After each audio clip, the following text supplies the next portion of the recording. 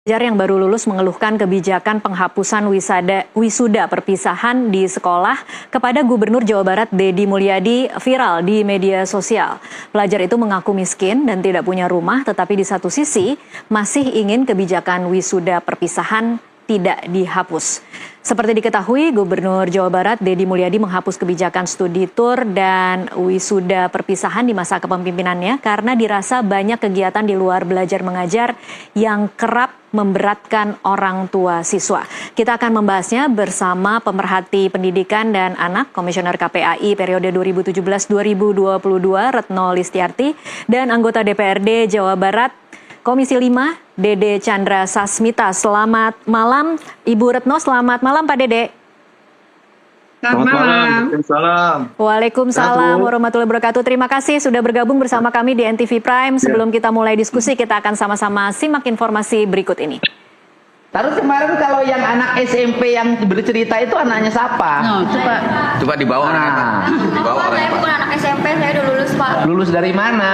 Dari SMA, saya mau lanjut kuliah. Mau lanjut kuliah. Ada yang menarik, bukan urusan yang digusurnya ya. Yang menarik adalah ini sekolah gak boleh ada perpisahan, gak boleh ada studi tour. Bagaimana tuh? Pertama gini Pak, kalau misalnya sekolah tanpa wisuda kan semua orang itu kan nggak mampu ya Pak, banyak rakyat miskin. Rakyat miskin nggak punya rumah lagi. Iya. Terus kalau misalnya rumahnya di bantaran kali lagi. Iya, tapi Pak. Sekolahnya gaya-gayaan ada wisuda. Lebih tepatnya itu bukan wisuda Bang. Apa? Kalau misalnya bisa, wisuda itu tuh pengeluarannya tuh lebih sedikit. Terus habis itu dibikin proyek, cuman bukan proyek Pak. Proyek dibikin tetap ada wisuda, cuman selenggara kan paling. Bentar dulu, di negara mana sih yang SMP ada wisuda? Saya nanya. Perpisahan sih Pak, bukan wisuda. Ya bukan, di negara mana yang ada TK ada wisuda, SMP ada wisuda, SMA ada wisuda? Di negara mana? Tuh hanya di Indonesia. Wisuda untuk siapa coba? Yang kuliah. Di kita anak TK wisuda, biaya nggak?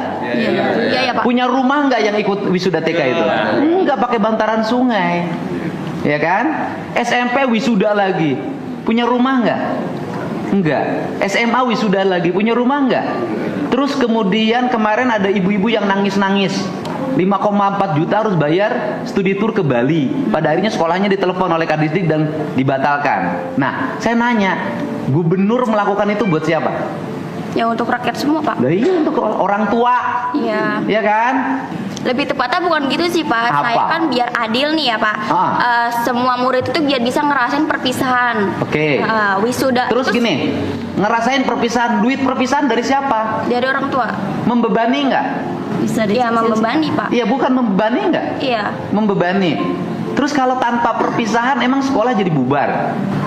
Enggak Pak. Kan ada juga lulusannya cuma bisa sampai SD, SMP atau SMA. Ya, kalau tanpa perpisahan emang kehilangan kenangan. Kenangan itu bukan pada saat perpisahan. Kenangan indah itu saat proses belajar selama 3 tahun. Enggak juga sih Pak. Saya ngerasa kan udah lulus ya. Ya, kita akan langsung mulai perbincangan pada malam hari ini. Saya ke Bu Retno. Ini Bu Retno, perdebatannya seolah-olah kemudian bergeser dari penting tidak pentingnya wisuda dan perpisahan. Komentar Anda? Iya, pertama adalah ini usia anak ya. Ini masih anak. Dan anak itu sebenarnya ini terlepas dari jangan salah paham bahwa seolah-olah saya ini setuju atau tidak setuju ya terhadap itu. Tidak, kita kan sedang berbicara apa yang kemudian dibicarakan ya di dalam video yang viral ini. Yang pertama, karena saya ini juga komisioner KPAI ya, pernah menjadi komisioner KPAI, setidaknya kita harus melihat gitu ya. Saya mengajak mari kita bersama melihat ini anak, usianya belum 18 tahun ya. Ini adalah anak. Yang kedua, hak anak itu dilindungi loh. Ya, untuk berpendapat dilindungi lewat Konstitusi RI, dilindungi juga lewat Undang-Undang Perlindungan Anak. Nah, yang ketiga adalah emang kan ini tentu sih tidak setara ya. Saya sebenarnya mengapresiasi bahwa ada dialog yang dibuka oleh gubernur. Namun tadi Pak Gubernur ini kan punya relasi kuasa yang tidak seimbang dengan si anak. Ya, jadi ketika anak itu terus berani berbicara, kalau saya sebagai pemerhati anak, saya menganggap bahwa ini anak sebenarnya punya keberanian luar biasa. Yang kedua adalah kan dia bicaranya sebenarnya runut, hanya dipotong-potong aja ya oleh gubernur. Jadi sedang bicara apa belum utuh sudah dipotong. Nah, ini juga mengakibatkan kita tidak menangkap makna yang keseluruhan dari yang mau disampaikan oleh anak ini. Yang ketiga adalah ini kan divideokan, kemudian juga diviralkan, ya kemudian berkali-kali dikatakan ya seolah-olah tuh gini ya, nggak punya rumah tapi ngutamain ini. Jadi udah ada mengejas gitu ya anak ini gitu. Nah, menurut saya sebenarnya dialog yang baik tidak seperti itu. Pertama, kalau memang mau dialog ya sebaiknya sih dipanggil berdua, bicara bebas. Yang kedua adalah sekali lagi, terlepas dari ini, saya bukan karena tidak setuju atau setuju dengan wisuda dengan bukan ya, tapi dalam hal ini saya lebih melihat adalah kondisi si anak dan bagaimana anak ini berpendapat gitu, karena dia punya video-video yang sebenarnya lebih utuh kita bisa melihat. Lalu kalau ada sebuah kebijakan kemudian ada yang mengkritisi, sebenarnya dilindungi kan di negeri ini. Jadi konstitusi kita ngelindungi gitu. Jadi sebenarnya nggak apa-apa. Dan karena ini anak, bukan manusia dewasa.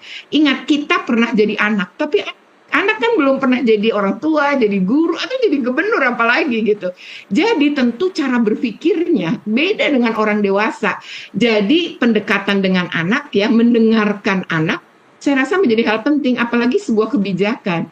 Kebijakan publik itu harusnya juga menyentuh atau menanyakan, minta pendapat pada yang terkena langsung, termasuk anak-anak, guru, dan orang tua. Begitu, Mbak. Bu Retno, berarti apa yang Anda ingin katakan tentang bagaimana seorang gubernur Deddy Mulyadi berdialog dengan seorang anak dalam relasi yang tadi Anda katakan tidak setara, tidak selevel? Apa catatan Anda dengan gaya komunikasi yang terjadi dalam video yang kemudian viral, dan kita bisa lihat kemudian seperti apa respon netizen kepada pada viralitas yang terjadi itu, dan siapa kemudian yang diuntungkan, siapa yang kemudian akhirnya menjadi dirugikan di dalam video itu?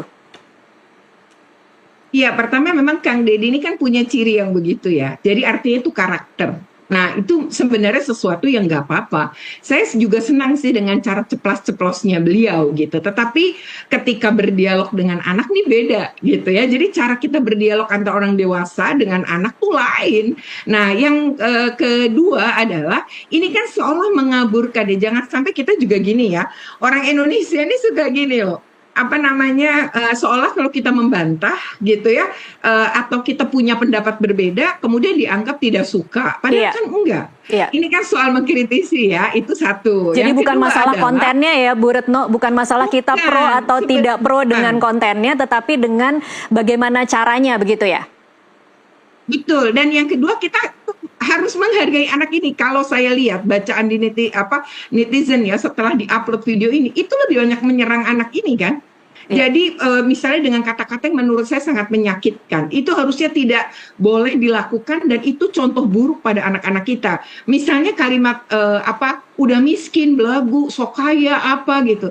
Padahal ini bukan itu loh, ini soal dia berpendapat. Dia juga nggak puasa kok kalau akhirnya kebijakan itu dilakukan oleh sekolah dan oleh dinas pendidikan atau oleh gubernur. Dia nggak puasa, tapi dia ingin berpendapat, dia ingin pendapatnya itu didengar. Dan menurut saya ada kalimat yang bisa kepotong-potong, ya lagi ngomong dipotong. Contohnya misalnya gini, yang sederhana aja, maksud dia gini, wisudanya di sekolah aja sederhana, mungkin dia mau bicara begitu ya, sehingga tidak memerlukan biaya yang lebih, tapi memberi kenangan. Nah, kayak gini, emang nggak cukup kenangan 3 tahun? Nah, misalnya dia itu pingin, kayak kalimat dia kan ada tuh di video dia yang lain, misalnya gini, ada anak SMA dan SMK yang mungkin nggak punya uang untuk kuliah.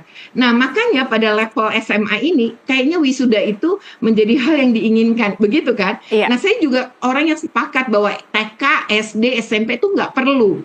Tapi mungkin SMA dan SMP perlu dengan sejumlah catatan, dan itu bisa diatur oleh Pemprov. Oke, baik. Saya bergeser ke Pak Dede sekarang untuk komentarnya terhadap video yang viral ini, Pak Dede. Pertama, saya salut ke Putri tadi ya. Dengan gaya Kang Deddy Mulyadi pressure seperti itu, beliau masih bisa menjawab dengan baik lah gitu. Tapi saya tidak mau terjebak pada ngebahas komunikasi politiknya Pak Deddy Mulyadi, komunikasinya, karena itu bukan bidang saya. Iya. Saya hanya ingin menyikapi bahwa ada Undang-Undang Nomor 20 Tahun 2003 tentang Sistem Pendidikan Nasional di pasal 6. Menyampaikan aspirasi itu adalah dijamin oleh hak asasi manusia. Selain dari di Declaration of Human Rights juga diatur. Tapi di pasal 6 itu yang mengatur tentang prinsip penyelenggaraan pendidikan, di antaranya demokratis, berkeadilan, tidak diskriminatif, dan menjunjung tinggi HAM. Nah, ini adalah aspirasi siswa terkait harus adanya perpisahan dan study tour. Itu yang pertama. Yang kedua, sekolah itu kan ada 3. Ada SD, ada jenjangnya, ada SD, ada SMP, ada SMA. Nah, setelah SMA ini, tidak semua orang bisa kuliah atau melanjutkan ke kuliah. Jadi di SMA inilah dijadikan sebagai patokan akhir, sebagai kunci kenangan ibaratnya. Sebagai kunci kemenangan bagi mereka semua. Maka dari itu, ada hal yang penting juga yang perlu saya sampaikan. Bahwa ketika ada biaya yang muncul, tadi kata KDM, oh ini memberatkan dan segala macam. Tolong diingat, di undang-undang itu ada peraturan tentang keputusan Menteri Pendidikan nomor 67 kalau tidak salah.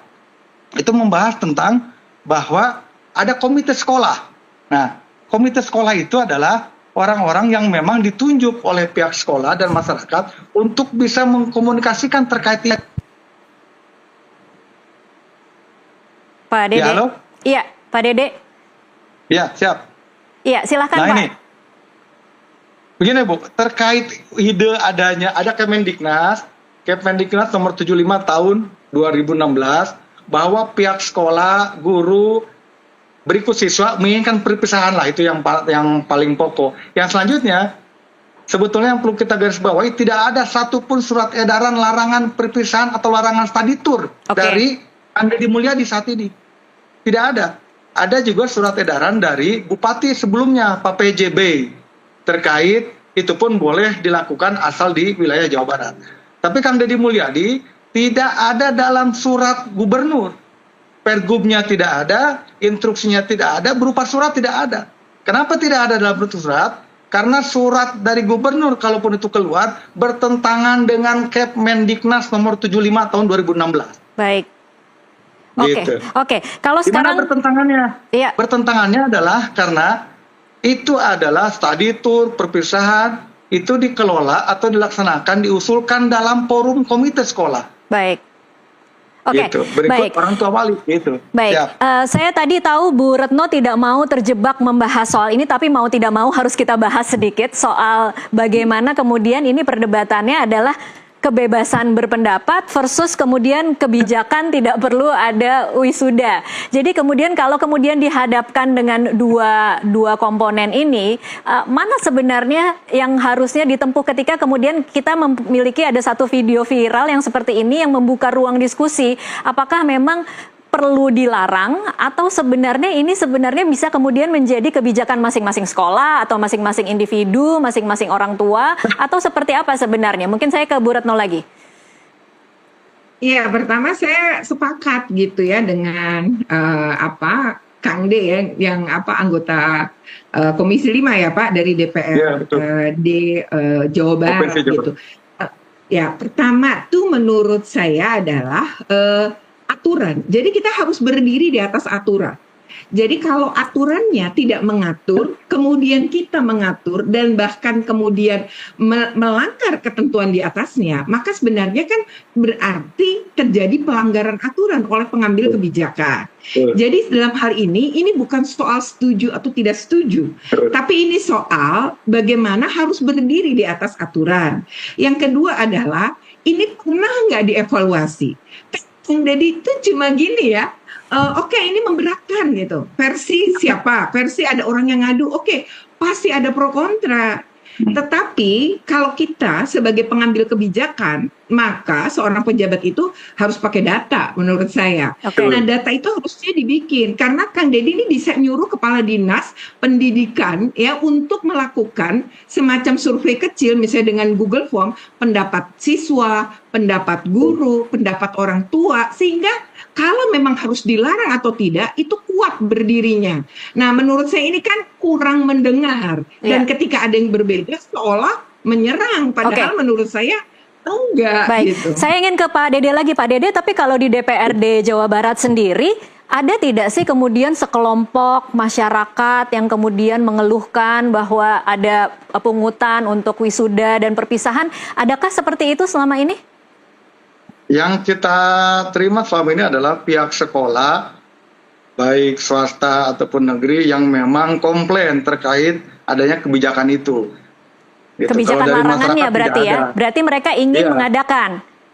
Iya, mengadakan. Justru kalau yang penolakan tidak ada.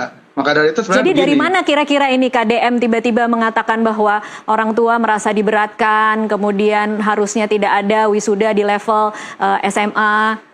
Ini yang ingin saya sampaikan. Kita jangan sampai TikTok beliau ini dijadikan dasar hukum. Maka dari itu KDM jangan banci. Kang Deddy Mulyadi kalau memang beliau berpikir bahwa itu tegak dilakukan, keluarkan suratnya. Tapi tolong ingat ada Undang-Undang nomor 20 tentang Sisdiknas, ada Kepmen Diknas nomor 75 tahun 2016. Bahwa ada wisuda dan study tour itu melalui proses panjang. Salah satunya melalui komite sekolah. Nah, terkait komite sekolah ada di pasal 1 ayat 2 itu adalah lembaga mandiri yang beranggotakan orang tua, wali peserta didik dan komunitas sekolah serta tokoh masyarakat yang peduli pendidikan. Oke. Nah, hal-hal seperti itu kan sebetulnya adalah memang berdasarkan kajian atau diskusi di komite sekolah. Kalau kembali ke awal, Kang Deddy keluarkan suratnya dong. Jangan juga akhirnya sekolah dirugikan. Baik. Nah, kami ini, para anggota Dewan ditanya, Pak itu gimana? Loh, statusnya mana? Suratnya mana? Kan tidak bisa TikTok dijadikan dasar hukum. Oke, tidak ada aturannya ya Pak Dede. Tidak ada aturannya. Oke, baik.